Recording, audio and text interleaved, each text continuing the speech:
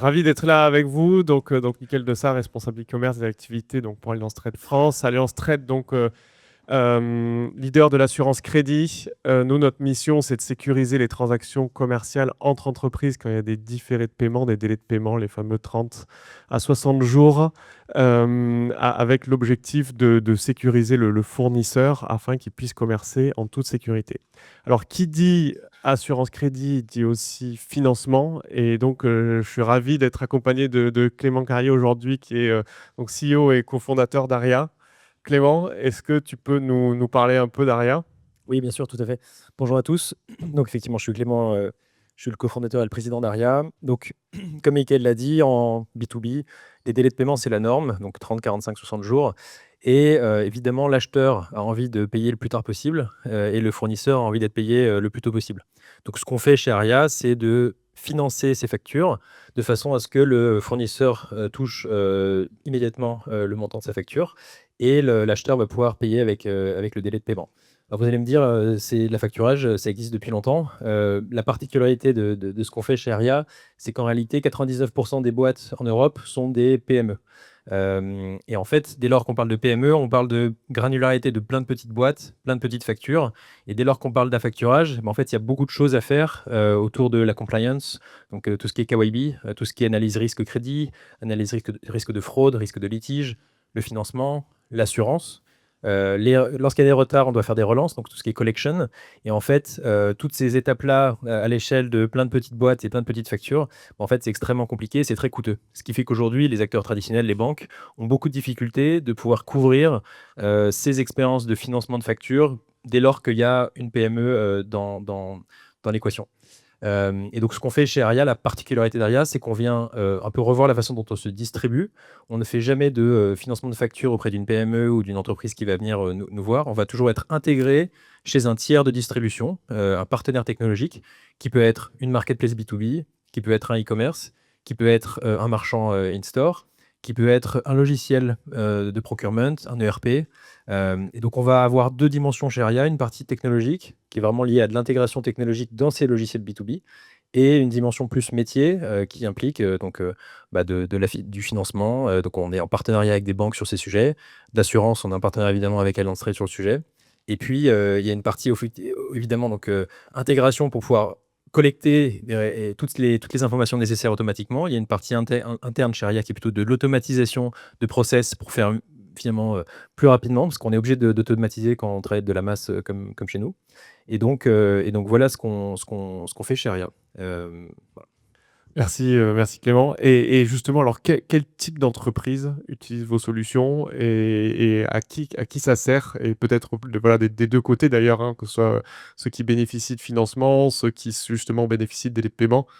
C'est quoi un peu vos clients cibles? Donc nous, on est vraiment. Il faut qu'il y ait il y a trois acteurs dans l'équation. On va dire le partenaire technologique dans lequel on va être intégré. Donc ça va être vraiment la partie logicielle. Il y a la partie acheteur et la partie fournisseur. Et donc nous, ce qui nous intéresse chez Aria, c'est quand il y a une PME dans l'équation. La PME, elle peut être soit du côté des fournisseurs, soit du côté des acheteurs. Donc je prends un exemple très concret. On travaille avec une marketplace qui s'appelle Malt, qui est la marketplace leader en Europe sur le matching de freelance et d'entreprise. Et donc la complexité pour Malt, c'est de se dire comment est-ce que j'arrive à financer les factures de freelance de façon finalement un peu scalable. Le problème, c'est que les banques s'amusaient à faire 50 000 ou 100 000 KYC, gérer des factures qui sont de l'ordre entre 5 000 et 10 000 euros. Ils ne savent pas faire. Ça nécessite de l'automatisation. Et donc ça, c'est le premier use case. Donc, c'est petits fournisseurs, grands acheteurs. Dans ce schéma, finalement, on a un acheteur qui est souvent plus gros que le fournisseur, qui va être une ETI, un grand compte, et le fournisseur qui est petit. Donc là, on va s'intégrer technologiquement dans Malt, qui est à la fois une marketplace, mais aussi une solution technologique. Ils vont intégrer nos API dans leurs produits, de façon à pouvoir proposer une expérience de paiement et de financement des factures directement depuis leur produit. De toute façon, à ce que le freelance, à la fin du mois, il va envoyer son timesheet à son client. Il va y avoir une facture qui va être générée. Et cette facture, il va pouvoir en obtenir un paiement immédiatement depuis son interface Malt. Et c'est ça qui est intéressant aussi, c'est vraiment ce côté intégration. On fournit à la fois des API et des interfaces de façon à ce que le fournisseur n'ait pas à aller souscrire à un contrat XYZ chez son partenaire financier, c'est directement depuis la plateforme qu'il utilise. Deuxième use case, c'est plutôt le schéma inverse, donc c'est plutôt des gros fournisseurs, donc ça c'est plutôt dans ce qui est les marchands ou les e-commerçants, même des magasins in-store, où il va y avoir finalement un gros vendeur ou plusieurs gros vendeurs avec une multitude de petits acheteurs. Et là, la même problématique ils vont être confrontés à la même problématique, s'amuser à pouvoir analyser le risque crédit, s'assurer qu'il n'y ait pas une fraude, que ce soit bien le bon acheteur en face, donc ça nécessite de faire un certain nombre de vérifications. Tout ça, c'est extrêmement compliqué pour les banques. Et donc, c'est le deuxième schéma qu'on adresse chez Aria, donc multitude d'acheteurs plutôt petits. Merci. Et là-dedans, alors en termes de risque, de gestion des risques, en quoi justement le fait de sécuriser ça et l'assurance crédit vous est utile aujourd'hui? Donc, deux dimensions. Première dimension, nous, on est en partenariat avec des financeurs, donc qui peuvent être des banques ou des fonds de dette. Et en fait, dans une première logique, premier schéma, on est petits fournisseurs, gros acheteurs. En fait, là, ce qui est important, c'est d'avoir une assurance pour pouvoir nous rassurer les acteurs financiers, pour leur dire, voilà, déjà, les boîtes sont plutôt safe, mais en plus, il y a une assurance qui est là. Donc là, ça, c'est le premier cas. Deuxième cas, c'est plutôt dans l'équation inverse, petits acheteurs. Donc là, si on veut automatiser, on a besoin d'avoir une information, est-ce que la boîte va être solvable? Est-ce qu'elle va rembourser? Et donc là, on a besoin de faire un certain nombre de vérifications. On va s'intégrer dans différents partenaires. Et évidemment, un partenaire comme Allianz Trade est clé pour pouvoir se dire, est-ce qu'on va donner une limite de financement de 2 000, 10 000, 50 000 euros à cet acheteur? Et donc, c'est dans ce cadre-là qu'on travaille avec Allianz Trade sur la partie risque crédit. Ça implique pas qu'il faut pas faire d'autres choses. Il y a aussi tout ce qui est risque de litige, donc s'assurer que la transaction a bien eu lieu et qu'elle est valide. Et puis la partie fraude, s'assurer que la personne qui derrière achète est bien le sirène typiquement que la personne a renseigné. Donc sur ces trois aspects-là, c'est hyper important parce que forcément, le modèle économique n'est pas viable si on gère mal le risque. C'est vraiment fondamental quand on fait du financement. Tu parlais tout à l'heure d'API, le fait que vous êtes embarqué, connecté par API dans les plateformes avec qui vous travaillez ou dans les logiciels. Est-ce que peut-être tu peux décrire aussi la manière dont nous on s'est connectés, comment on travaille ensemble et comment ça répond aussi aux enjeux que vous avez dans votre propre activité de financement? Ouais, bien sûr. Donc Allianz Trade n'est pas seulement du coup le leader sur le sujet, mais c'est le plus avancé technologiquement. On est capable avec Allianz Trade de pouvoir s'intégrer et de les intégrer dans notre flux global qui, encore une fois, a plusieurs étapes, mais sur la partie risque crédit et assurance, on est capable de pouvoir nous récupérer l'information dans une expérience en ligne ou d'une expérience in-store, récupérer une information, typiquement un numéro TVA, un numéro TIREN, et pouvoir faire des appels API à plein de fournisseurs. Évidemment, Allianz Trade est le gros fournisseur pour Aria qui est clé dans cette équation, et on va avoir une réponse automatiquement. Donc vraiment l'expérience qui est vraiment très bonne, c'est qu'on est capable de se positionner sur une entreprise, une limite de crédit en instantané. Et ça, c'est un prérequis pour pouvoir proposer une expérience qui est excellente pour nos partenaires. Après, si jamais on doit revoir à la hausse, etc., on peut avoir une analyse humaine complémentaire. Mais le gros atout aujourd'hui à Lensride, c'est cette capacité de pouvoir s'intégrer technologiquement à des boîtes comme Aria, qui sont vraiment tech par définition. Et aujourd'hui, c'est les plus avancés sur le marché. Merci, merci. Et j'aimerais qu'on parle un peu de risque aussi, parce que dans un environnement, un contexte économique, ça a été un peu mentionné auparavant avec tout ce qui se passe aujourd'hui. Comment tu perçois justement le risque de crédit, le risque lié au financement dans le contexte actuel économique? Bon, aujourd'hui, il y a un peu une augmentation de la sinistralité. Je pense que vous avez des chiffres là-dessus chez Allianz Trade. Mais disons que sur la première partie, petit fournisseur, gros acheteur, on est très serein. Sur la partie plutôt petit acheteur, en fait, c'est une histoire de prix. Si la sinistralité augmente, on peut ajuster un peu les prix. Ce qu'on observe, nous, depuis, pour vous donner quelques chiffres, on a fait plus d'1,5 milliard de financement à l'espace de 4 ans. On a des pertes qui sont très limitées. On a moins de 0,1%. Donc, disons que dans notre activité, et notamment avec le partenaire avec Allianz Trade, on est assez serein sur la partie risque crédit. Admettons que le risque augmente de x2, x3. Ça ne va pas chambouler l'équation économique de Aria, parce qu'en tout cas, on peut ajuster les prix. Là où on est très sensible, c'est vraiment le risque de fraude. Dans notre industrie, le principal risque, c'est vraiment la fraude et un peu moins, je dirais, le risque crédit, même dans un moment où aujourd'hui, il y a une augmentation de la sinistralité.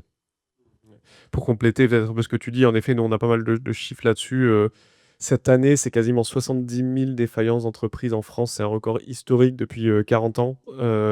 Depuis 2019, on n'avait pas vu de telles des chiffres se rapprocher, quoi, dépasser. C'est vrai qu'on a eu des années après Covid où le taux de défaillance d'entreprise était plutôt très bas et qui était en train de remonter, mais là, ça remonte à des niveaux assez records, alors qui ne sont pas encore dans des niveaux de crise. En tout cas, on suit ça de manière assez proche. Mais voilà, c'est des choses sur lesquelles nous, on fait beaucoup de prévention de risques. Évidemment, de nous associer avec des acteurs comme Aria, c'est super intéressant parce que le financement est très impacté directement aussi là-dessus. Et justement, quand on parle de financement d'entreprise, peut-être pour faire le lien, et après tu pourras me donner ton avis là-dessus, ça m'intéresse. Le financement aujourd'hui, c'est quelque chose d'extrêmement important.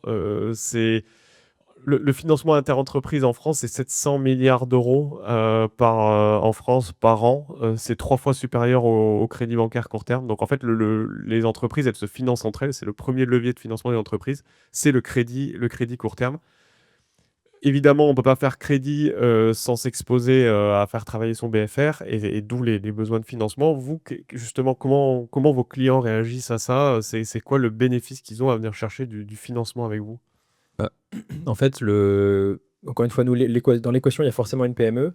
Et ce qui est assez dingue, c'est qu'aujourd'hui, les délais de paiement sont plutôt. Les grands comptes vont plutôt retarder les délais de paiement. Et donc, première inégalité dans le rapport de force. L'acheteur a plus de pouvoir et donc va imposer des délais de paiement. L'autre inégalité, c'est que les banques et les acteurs traditionnels ont des difficultés de pouvoir couvrir cette long tail de petites entreprises. Et donc finalement, dans ce crédit inter-entreprise, ceux qui sont plus touchés, c'est les petits. Parce qu'en fait, c'est eux qui font crédit à leur client, qui est un grand compte, et qui, pour autant, eux ont des solutions.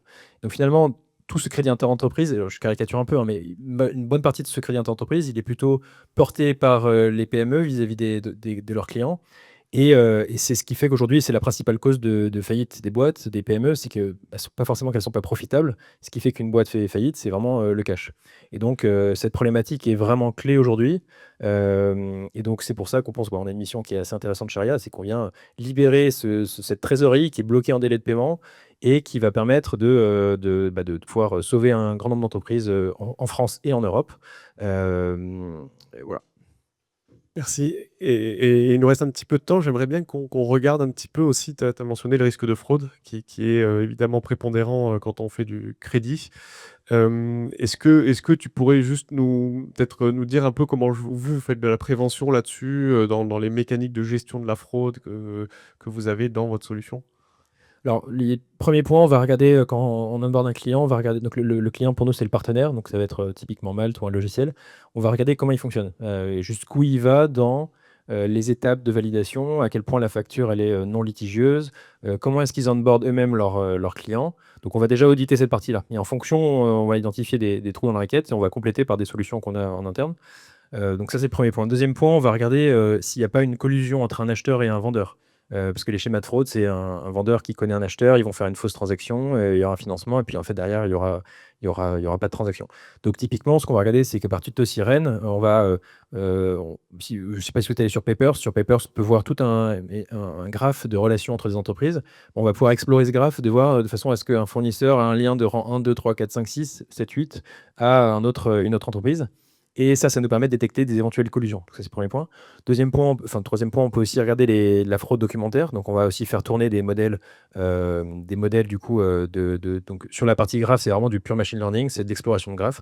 Sur la partie plus documentaire, on va utiliser des LLM pour pouvoir analyser le document, voir s'il n'y a pas des incohérences. On peut aussi vérifier si une facture, typiquement, a été modifiée.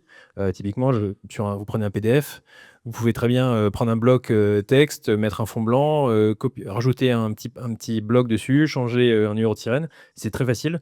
Ben ça, en fait, avec des méthodes d'analyse de documents, on peut identifier si la facture a été modifiée. Donc ça, c'est des autres points sur lesquels on est assez vigilant. Et dès qu'on a un doute aussi, typiquement sur une expérience plutôt online, e-commerce, on va pouvoir aussi se dire, tiens, il y a telle adresse IP qui a fait 50 transactions dans les 5 dernières minutes, on va bloquer. Et ensuite, on va essayer de comprendre ce qui s'est passé. On va regarder aussi des adresses mail. Est-ce que cette adresse mail a été créée il y a une semaine? Est-ce qu'elle a été créée il y a plus longtemps? Le numéro de téléphone, pareil. Donc on va faire toute une batterie de vérification et dès qu'on a un doute, ça passe en red flag et là, on va demander à l'acheteur de faire un liveness check. Donc vous voyez on va regarder si la personne est un légal représentative. On va lui dire: «Bah, ouvre ton téléphone, donne ta carte d'identité» et on va vérifier si tu es, bien la bonne personne. Donc évidemment, tous ces aspects-là sont fondamentaux et on investit beaucoup là-dessus. Super intéressant, c'est vrai que le risque de fraude, c'est un risque que nous, on voit depuis, des années, dans notre activité B2B. On a d'ailleurs, aussi développé des choses, sur la lecture de pièces d'identité, sur l'open banking pour demander, aux utilisateurs, qui viennent bénéficier d'un crédit de se connecter, à leur compte bancaire pour prouver leur identité et vérifier qu'il y a bien une appartenance du compte bancaire de la société, avec un lien, finalement avec la personne qui s'inscrit et qui vient demander un crédit.